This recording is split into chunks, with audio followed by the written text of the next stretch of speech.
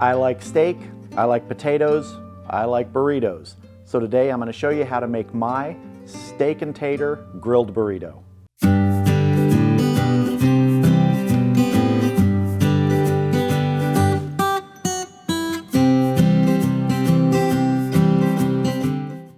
So what we're starting with today is a USDA choice bone-in ribeye. It's about a pound, and I just need to trim this up because we're not going to need the bone. We're going to trim up some of the excess fat because we're going to be grilling this up on the Weber kettle along with everything else for our grilled burrito. I just want to get in here and go along this bone.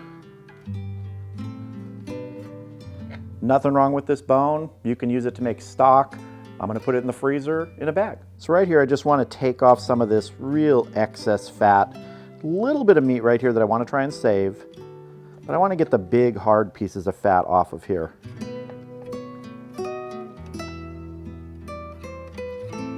A little bit of fat is good, but we don't need a lot on the outside here. This vein of fat running right through here, we're just going to leave that.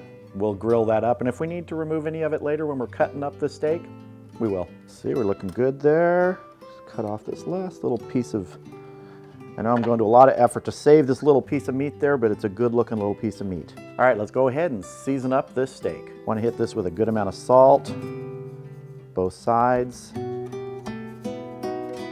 I'm also going to hit this with a spicy garlic seasoning. This is a global fusion spicy garlic seasoning from Africa. Get a good coating.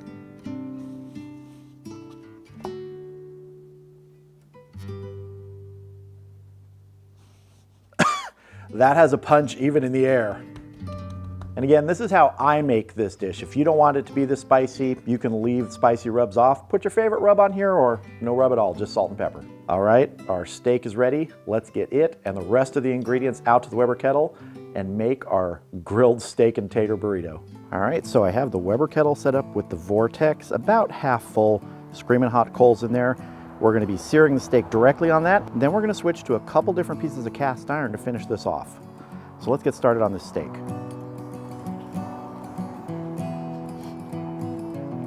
We're going to be getting some color on both sides of this. Probably taking it to about 125 internal. It'll continue to cook up a little bit after that. Go ahead and give this a check here. Give it a turn. Looking good. Let's see how our other side's doing. Looking good. I want to do a quick internal temperature check on this, see how we're doing, so I'm going to move it off the heat. It's not going to be done, but I just want to get an idea. Yeah, we're still at 82 degrees here, so it's got more to go. What I'm going to do is I'm going to leave it indirect, put the lid on the Weber kettle for probably 5 or 10 minutes, and then we'll check the temperature. We'll check that in about 5 minutes. All right, it's been about 5 minutes. Let's give this a check. See how we're doing. Yeah, we still have a little bit to go. I'm gonna say probably another 5 minutes, but right now I'm also gonna put something else on the grill here, and that's this little barbecue saucepan thing that I have, and inside there is some butter and some hot sauce, and that's gonna be brushed on the outside of our tortilla when we grill up the burrito. So let's get the lid back on and let this finish up and let that melt. All right, I think the hot sauce and butter mixture is probably going to be melted, so I want to get that off of here. Yep, you can see that, there we go. Got a couple more minutes left on the steaks. Let's close this up. All right, we've finished up that second 5 minutes. Let's see how our steak is. And the kettle's been running at about 450 on the lid temperature, which is probably close to 375, 400 at grate level. Vents have been fully open, both top and bottom. Let's see how our steak is doing here. Yeah, we're gonna be good. I don't know if you can see this here, upside down and reversed. 124, yeah, 125, good. Let's get this off, let it rest, and we're gonna move on to the rest of our ingredients. I need to get my cast iron skillet heated up, so I'm gonna put it over the vortex. The thing I like about doing it this way is I can have direct heat over the vortex. If that cast iron gets too hot, I can slide it over to the side so it's not directly over the coals. But we need to get this nice and hot right now. See, I'm gonna have to do a little extra hard cleaning and re-season this pan soon, probably after this cook. I want to get some butter into the pan here, maybe, I don't know, about a tablespoon. Let that start melting. See our pan here, move this butter around. not 100% level surface right here where I'm doing this, so just gotta make do. I'm gonna add a cup of sliced mushrooms to this now. I'll let these cook up a bit. These are looking pretty good. Just want to soften them up a little bit more. All right, I'm gonna go ahead and get these off of here. We're gonna move on to our taters. Get some more butter in there. We're gonna get some tater tots in here. These are the flat round kind, about 3/4 pound. And they've been thawed out a bit. You can either thaw them out for, I don't know, 20 minutes just sitting there, or put them in the microwave for a bit to thaw out. These are frozen from the bag. All we want to do is warm these through, crisp them up a little bit. All right, these are looking good. I'm gonna go ahead and get these off of here. We're also gonna take our cast iron skillet off of here now, and we're gonna put our cast iron griddle on here to start heating up. And while this heats up, let's get that steak sliced. All right, we've got our steak here, and all we wanna do is we're gonna slice it into thin strips. Looks like we cooked it good. This is hard at this angle because I'm a righty and I gotta reach over and hold it with my left hand so you can see this. All right, I'm gonna cut the other part this way so I don't cut a finger off, which is still a possibility. And just had to have a taste of that. It was good. Okay, our griddle looks nice and hot here. Let's go ahead and heat up our tortilla. Just wanna warm it up a bit here, because we're still going to be grilling it once it's all made. Looking good. All right, let's get this off and build our burrito. Fold our little edge back here. Now, I'm not a good burrito folder. All right, let's get some beef in here. Some of this nice ribeye steak. Let's get some mushrooms. Tater tots. Yeah, this is gonna be kind of a full burrito.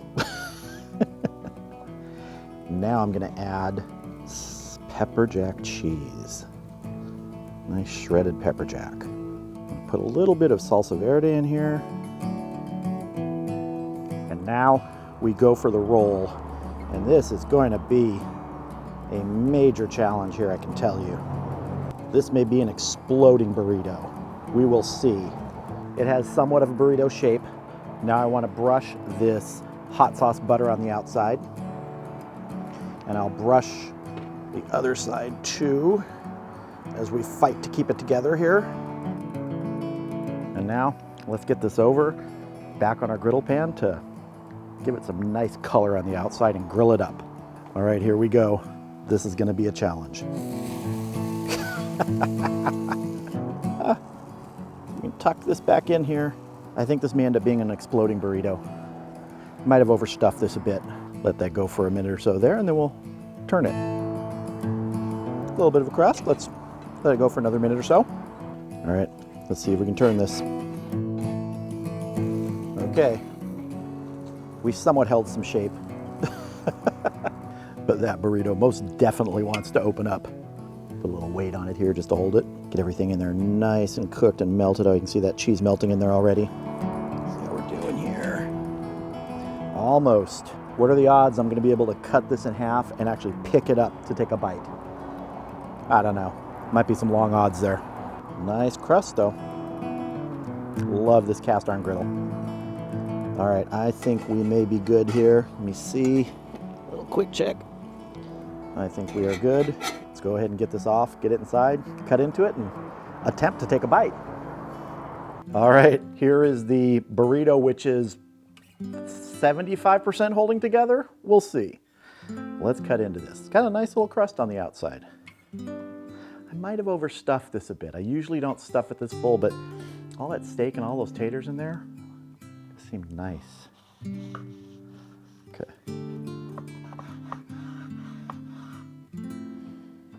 All right, let's see. Oh yeah, look at that. Nice. Got the steak, you got the taters, you got the melted cheese, you got the mushrooms, you got this sauce on the outside, the nice hot sauce. Oh, it smells really good too. All right, I'm happy. I think I'm actually gonna be able to pick up a half of this and bite into it for tasting, so It's time to taste. So it is possible to pick up. It didn't completely explode. And I did overstuff it, as I've said, but you know, there's just so much good stuff to fill this tortilla with. I gotta tell you, I'm looking forward to this. All right, let's see.